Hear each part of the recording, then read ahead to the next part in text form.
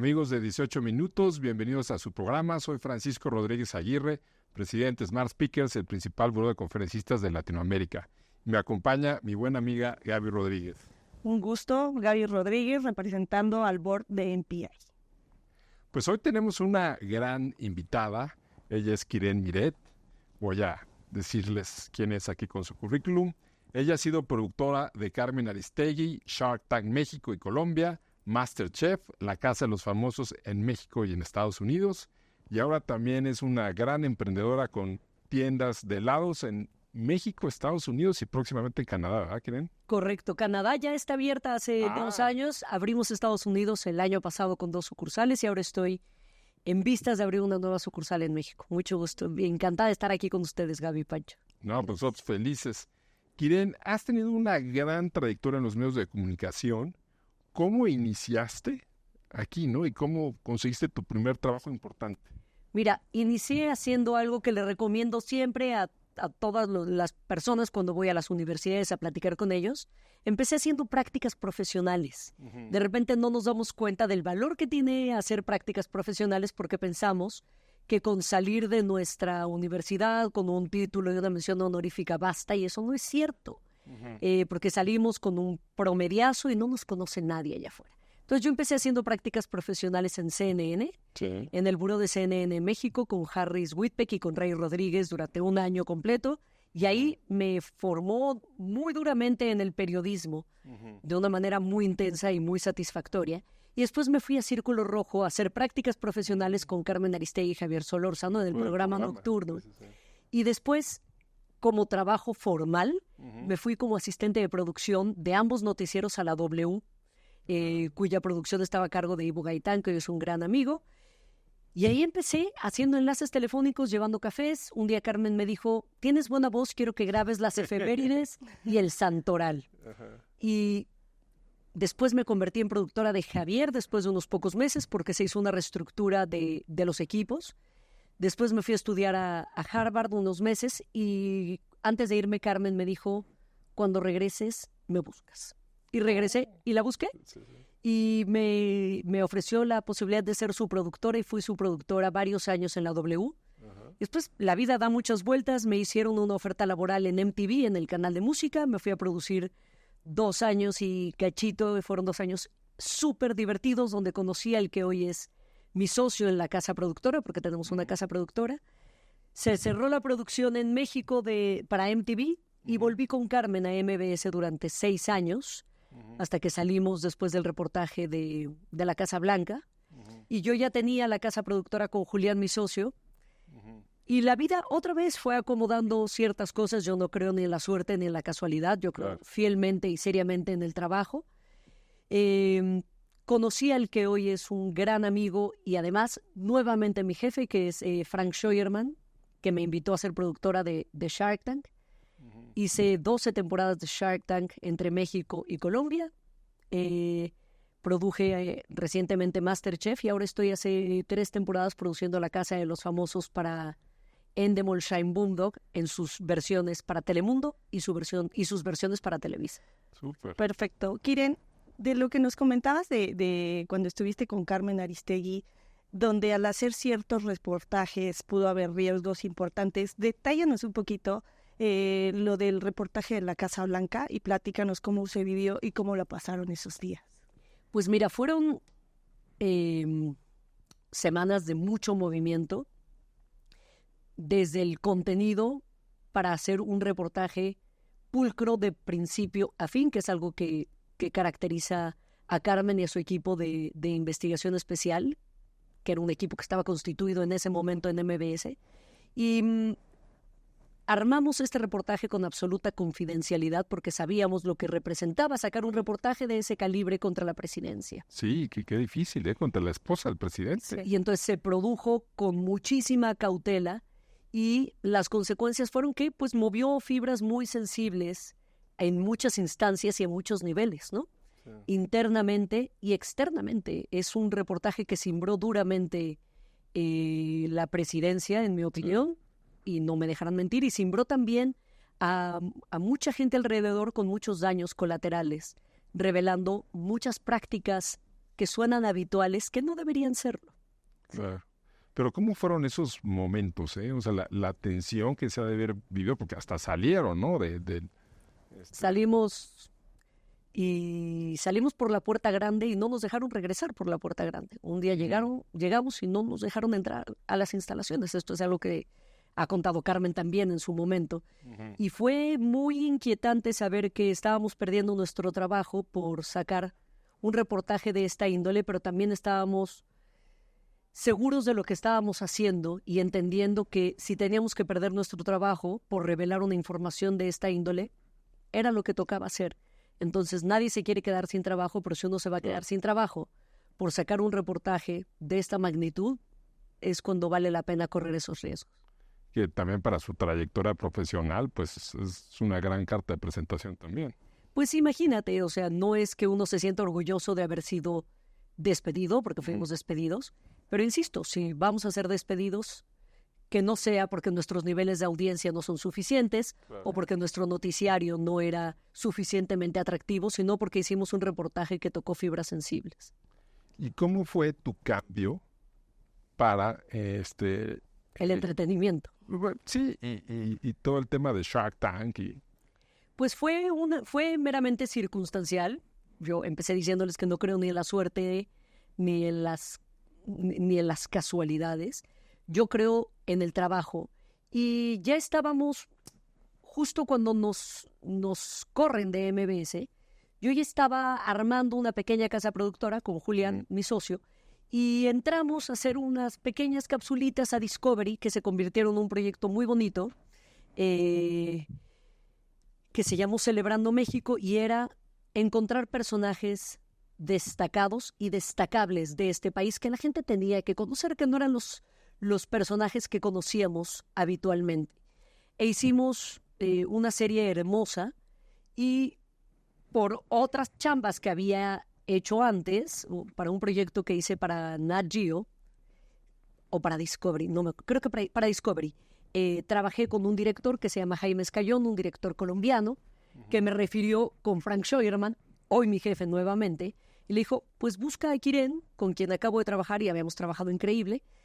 Y Frank vio estas cápsulas y me buscó sin tener mayores referencias que las que le había dado Jaime.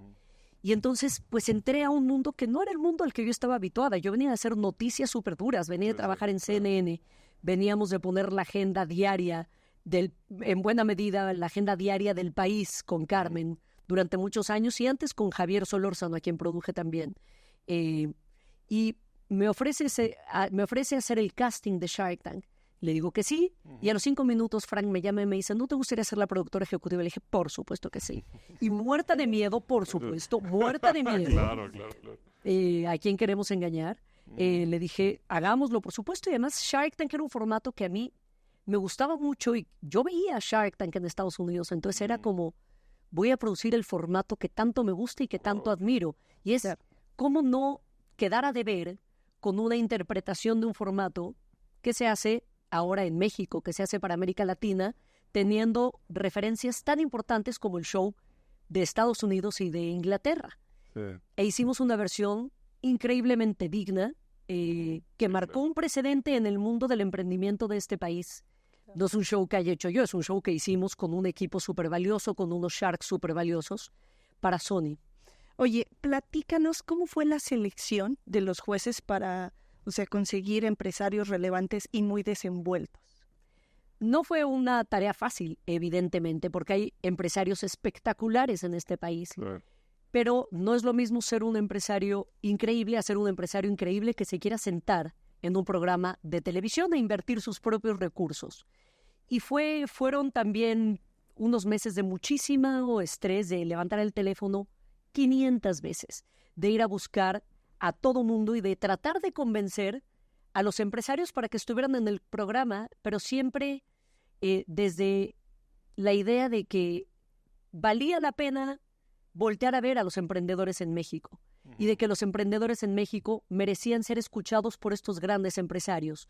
Y siempre le dije a los Sharks, cada vez que fui a hablar con ellos para invitarlos al show, que ellos seguramente habían recibido una primera oportunidad y una mano de alguien, y que ahora les tocaba a ellos tenderle la mano a los emprendedores mexicanos. Y bajo ese entendido fue que estuve al frente de 12 temporadas de este show con un equipo tremendamente capaz.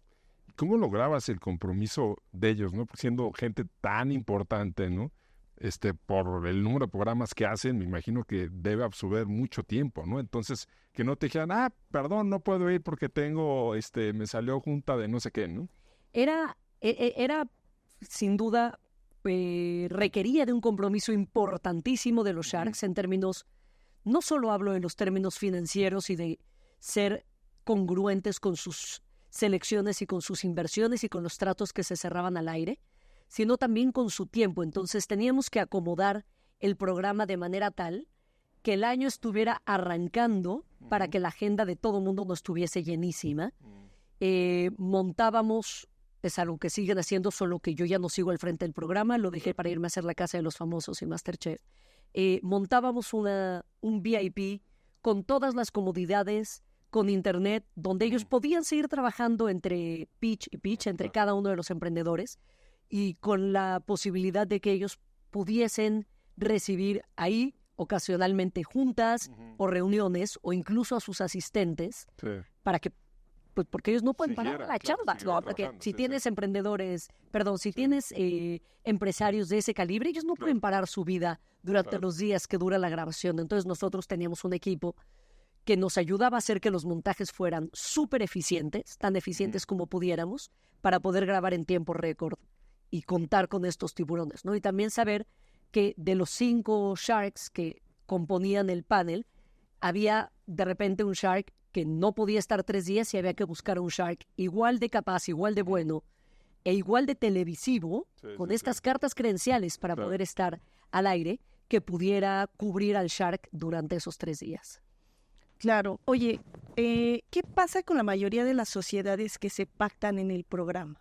Pues pasa lo que pasa en el mundo real. Hay deals que se cierran, por supuesto, y hay deals que se caen. Tenemos un índice de bateo súper alto respecto a los negocios que se cierran, porque esto es un trato, como se dice habitualmente en México, es un trato de damas y de caballeros. Una vez que se dan la mano para cerrar el trato, nosotros y ellos y los emprendedores esperamos que el trato llegue a buen puerto, es decir, que una vez que salgan ellos se reúnan y el negocio prospere. Pero pasan cosas como pasa en el mundo real.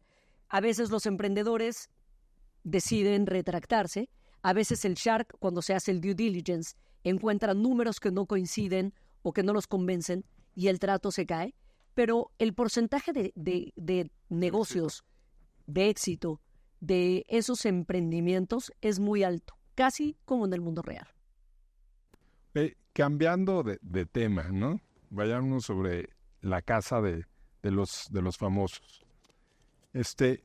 ¿Por qué ha tenido tanto éxito y cuál es el principal reto al que se han enfrentado? Mira, creo que este formato, La Casa de los Famosos, que es la evolución de Big Brother, que nació a principios de los años 2000, es muy exitoso porque es un formato que está muy bien pensado. Dicen los expertos, los especialistas en este formato, trust the format, confía en el formato está muy blindado en muchos sentidos. Y Big Brother, o las derivaciones ahora de La Casa de los Famosos, son tremendamente exitosos porque nos gusta ver a los famosos en su cotidianidad, viviendo, conviviendo, durmiendo, comiendo, pasándola bien, jugando, extrañando, siendo cómplices, armando alianzas. Y creo que este formato, que fue sumamente exitoso en su lanzamiento en México como Big Brother, que hizo Televisa hace muchos años, descansó el tiempo pertinente para regresar a la pantalla y ser lo que vimos el año pasado con La Casa de los Famosos en su primera temporada para Televisa, una bomba atómica televisiva, porque a este formato que ya habíamos visto triunfar y ser sumamente exitoso en sus inicios, ahora se le suman las redes sociales y una conversación paralela. La Casa de los Famosos estuvo en boca de todo mundo y lo está también en la versión que hacemos para Estados Unidos con Endemol. Entonces es un show sumamente exitoso con altísimos valores de producción, donde nosotros no metemos la mano para cambiar el rumbo del programa, por muchas razones. Primero, por principio; segundo, por protocolo; y tercero, porque no lo necesita. Este es un formato de realidad, es un reality show que tiene autonomía y que vive solo. Nosotros ponemos elementos y ellos giran en torno a los elementos. Perfecto. Gracias. Oye, platícanos alguna anécdota interesante que nos puedas compartir con alguno de las personalidades de la Casa de los Famosos. Pues nos encontramos siempre con gente muy, muy variada, evidentemente, gente más divertida, gente más extrovertida, gente más estratégica. Las anécdotas que les puedo contar son las anécdotas que vimos todos. Vimos a Wendy Guevara hablando de Televisa, haciendo, que es seguramente la versión con la que ustedes podrían estar más familiarizados, porque la versión de Estados Unidos no se ve en México. Vimos a un personaje como Wendy rompiendo barreras y estigmas de una índole o de un montón de índoles, como a una mujer trans, desenfadada, divertida, haciendo su programa dentro del programa. Wendy montó un programa de entrevistas dentro de la casa que se llamaba Resulta y Resalta con Wendy Guevara. Y ella interactuó y montó su propio programa y entrevistó a todos los habitantes de esa casa. Y nos encontramos en temporadas como las de Estados Unidos, donde hay personalidades que cantan. Y entonces están todo el tiempo interpretando, o gente que son tremendos estrategas y que están todo el tiempo jugando a armar estrategias y que tienen un olfato para ser los propios productores internos de sus respectivos cuartos o de sus respectivas alianzas. Entonces, pensar en estrategias fuera, la verdad es que el reality da tanto material dentro, que el reality que sucede afuera, que es el de nosotros, podría dar materia para otro reality, porque somos un equipo enorme de gente tremendamente capaz, trabajando al servicio de este programa, ¿no? Entendiendo que hay factores externos que alteran el movimiento del show, alguien que oyó, alguien que dijo, el que gritó desde afuera, pero nosotros estamos como muy tranquilos de cómo se está generando y gestando este show con sus propias anécdotas interiores. Perfecto. Para cerrar, me gustaría que nos platicaras de dos temas brevemente.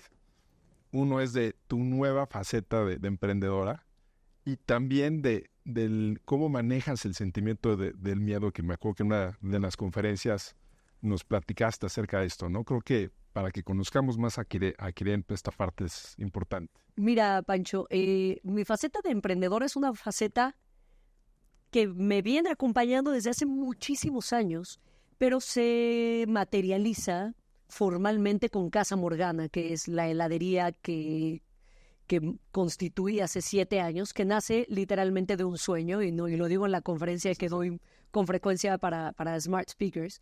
No hablo de un sueño idílico, I have a dream. Sí. Yo siempre digo que los sueños que no se convierten en proyectos se quedan en un sueño. Soñé con un sabor de helado, yo nunca había hecho helados en mi vida. Soñé con un helado de maple que justamente estamos haciendo mañana para un evento muy grande, pasado mañana. Ese mismo helado, el del sueño. Y soñé con un helado de maple con hot cakes. Y me desperté y dije, esto es una revelación. Me puse a buscar cursos de heladería, te resumo 7 años en 2 minutos. Me fui primero a estudiar a Los Ángeles, luego me fui a estudiar a Italia, vendí mis 2 coches, me compré una máquina, monté una heladería, y 7 años después hemos vendido 100,000 litros de helado, más o menos, que es muchísimo. Sí. Monté una heladería con unos amigos socios, una sucursal de Casa Morgana en Canadá, hace 2 años, y el año pasado abrí, junto con unos socios, gente muy querida y muy trabajadora, en Estados Unidos, en San Antonio. Y lo que empezó como un sueño se convirtió en un proyecto de vida para un equipo de gente sumamente talentosa que quiere hacer helados de buena calidad, porque hay mucha gente haciendo helados. Y yo siempre digo en esta misma conferencia, tenemos la posibilidad de ser únicos, hay que aprovecharla, porque allá afuera hay muchas heladerías, pero también hay mucha competencia y hay mucha gente queriendo comer helados. Entonces, justamente lo que hago y hacemos con las respectivas sucursales de Casa Morgana es hacer las cosas distinto. Y respecto al miedo, que ese es mi tema rector en la vida, yo siempre parto del principio de que todos tenemos muchísimo miedo y estamos aterrorizados, pero no todos nos atrevemos a reconocerlo. Claro. Que en la medida en la que podamos reconocer que tenemos miedo, vamos a poder aprender a manejarlo. Y también creo fielmente, desde mi perspectiva, desde donde estoy parada, que hay dos tipos de miedo. El miedo paralizante, que es un miedo saboteador, que te dice todo el tiempo que no eres capaz, que no eres suficientemente bueno y que vas a fracasar. Y lo único que hace el miedo es confirmar todas esas creencias que tenemos nosotros. Y el segundo es el miedo motivante, que no deja de ser miedo, pero es un miedo que te catapulta y te motiva a hacer que las cosas pasen. Muerto de miedo. Pero con entusiasmo. Estoy por abrir una sucursal ahora, que es una sucursal complicada por el lugar en el que está situado, que es el mejor punto de venta de México. Location, claro. Que es lo que dicen cuando vas a abrir un negocio. Ubicación. Y estoy aterrorizada porque significa descapitalizarnos, porque significa invertir, pero también significa arriesgar. Y si no arriesgas, te quedas como un pequeño sueño. Entonces, estoy muerta de miedo, pero llena de miedo motivante. Oh, excelente. Muchas felicidades. Muchas gracias. Y me gustaría comentar que vas a estar en el evento de la ERIAC, la Asociación de Recursos Humanos del Norte de la República, en Monterrey. Sí, correcto. En mayo. Entonces, pues los que quieran conocer un poquito más de Quirin Miret, para que asistan. Ahí estaremos platicando junto con otros talentos al respecto y explicándoles que la vida se va en un segundo y que hay que hacer las cosas ahora, dejar de tenerle miedo al miedo. Pues muchísimas gracias. Muchas gracias, Pancho, muchas gracias. Gusto. Encantada de haber estado con ustedes. Igualmente. Amigos de Mundo Ejecutivo, de MPI y de Smart Speakers, muchas gracias por acompañarnos. Hasta luego.